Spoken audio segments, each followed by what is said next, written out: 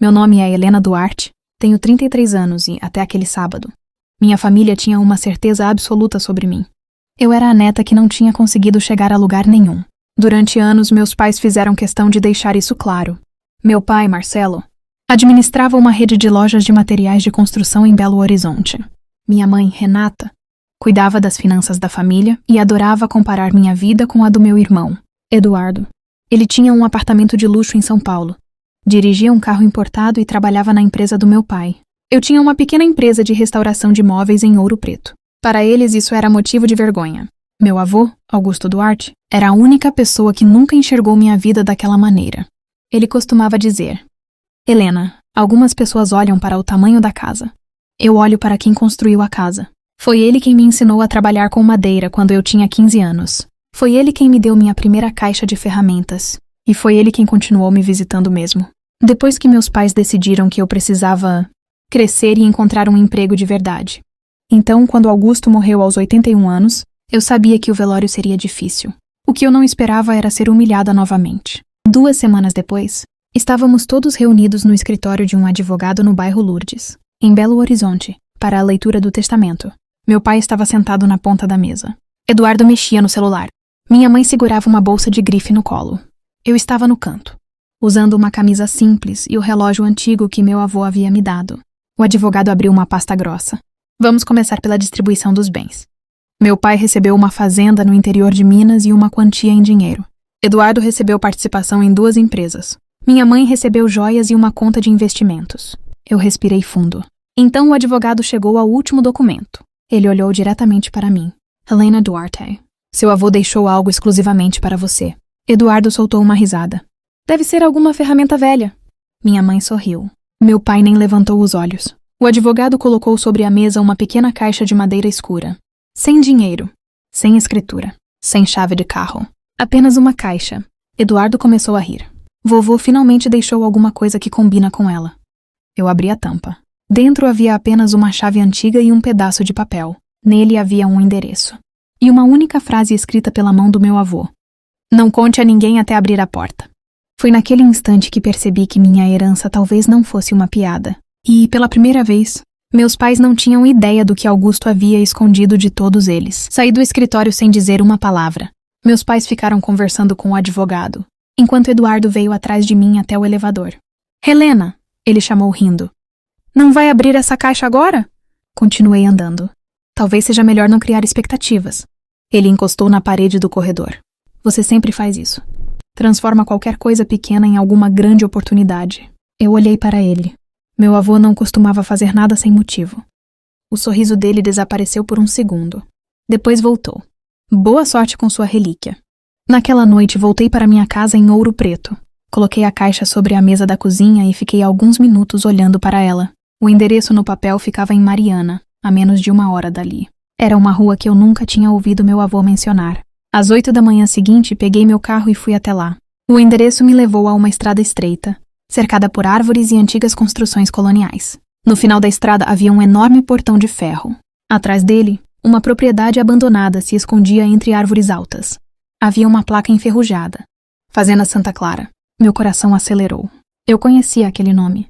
Meu avô tinha comprado aquela propriedade décadas antes, mas meu pai sempre dizia que ele havia vendido tudo depois de uma crise financeira. A chave entrou na fechadura. Girou. O portão abriu com um rangido longo.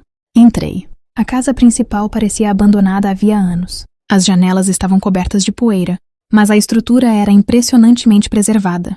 Na varanda havia uma cadeira de madeira. A mesma cadeira que eu lembrava de ver na oficina do meu avô. Entrei na casa.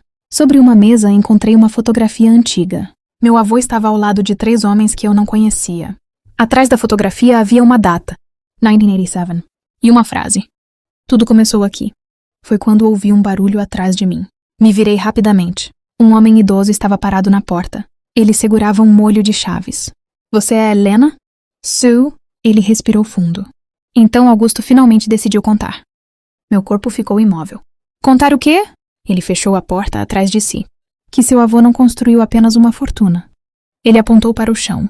Ele construiu um império. Naquele momento, meu celular começou a tocar. Era minha mãe. Atendi. Helena, onde você está?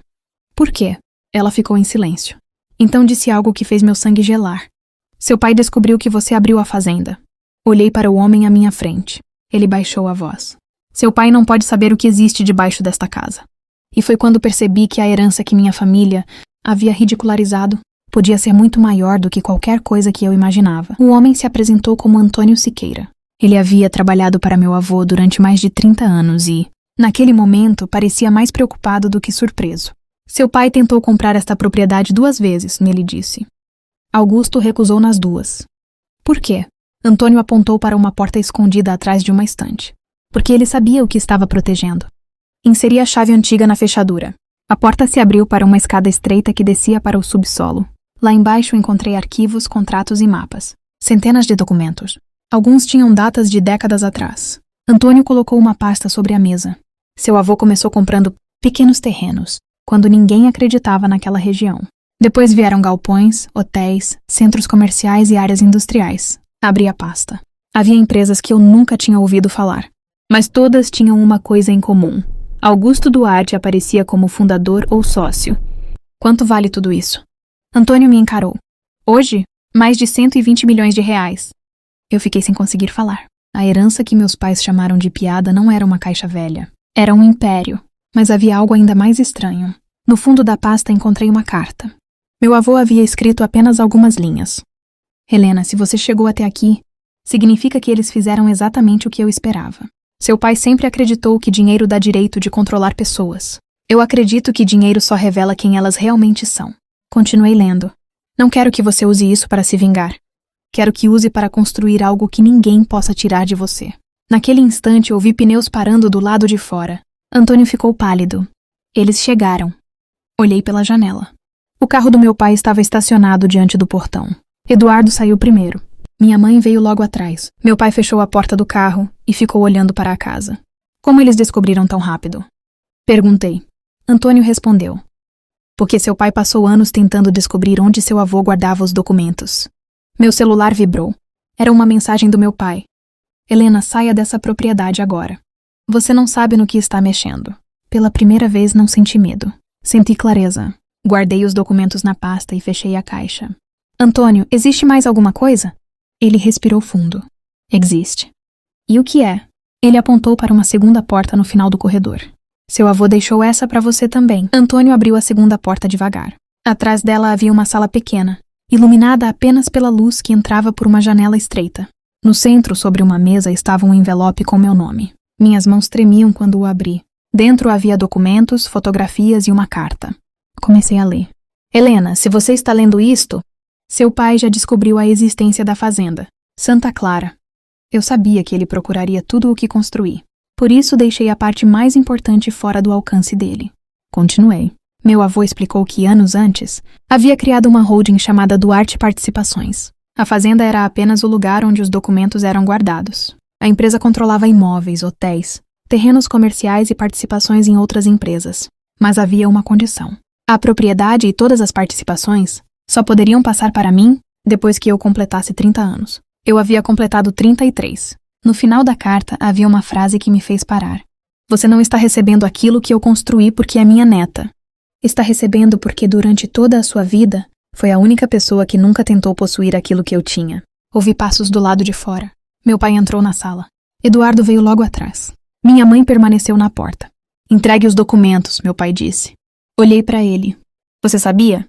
Eu sabia que seu avô escondia alguma coisa. Mas não sabia que era tudo isso. Ele ficou em silêncio. Eduardo deu um passo à frente. Isso deveria ser dividido entre nós. Balancei a cabeça. Não. Meu pai ficou furioso. Você não entende como esse dinheiro funciona. Pela primeira vez não abaixei os olhos. Não. Eu aprendi justamente como vocês funcionam. Coloquei os documentos sobre a mesa. Tudo está registrado. A holding está legalmente em meu nome. A propriedade também. E Antônio é uma das testemunhas do acordo. Eduardo perdeu o sorriso. Minha mãe começou a chorar. Meu pai olhou para a carta do meu avô. Ele a pegou e leu em silêncio. Depois de alguns segundos, seus olhos ficaram vermelhos. Ele nunca confiou em mim. Não, respondi. Ele confiou em mim. Meu pai não respondeu. Naquele dia, eu poderia ter usado o dinheiro para humilhar todos eles da mesma maneira que haviam me humilhado. Mas não fiz isso. Vendi parte dos ativos menos estratégicos e investi em uma empresa de restauração e construção. Contratei Antônio como consultor e mantive a fazenda, Santa Clara como centro histórico da família. Meses depois, comecei a restaurar casas antigas em Ouro Preto e Mariana, criando empregos para pessoas da região. Minha mãe me procurou primeiro, depois Eduardo. Meu pai demorou quase 1 ano. Quando finalmente apareceu na porta da minha oficina, não trouxe documentos nem argumentos, só disse: seu avô estava certo. Eu não precisava ouvir mais nada. Naquela noite voltei à fazenda e sentei na velha cadeira da varanda. Olhei para a casa, para as árvores e para a chave que meu avô havia deixado. Então entendi. Meu verdadeiro legado nunca foi o dinheiro. Foi a confiança de um homem que acreditou em mim quando minha própria família não acreditava. E finalmente, eu tinha construído algo que ninguém poderia tirar de mim: minha própria vida.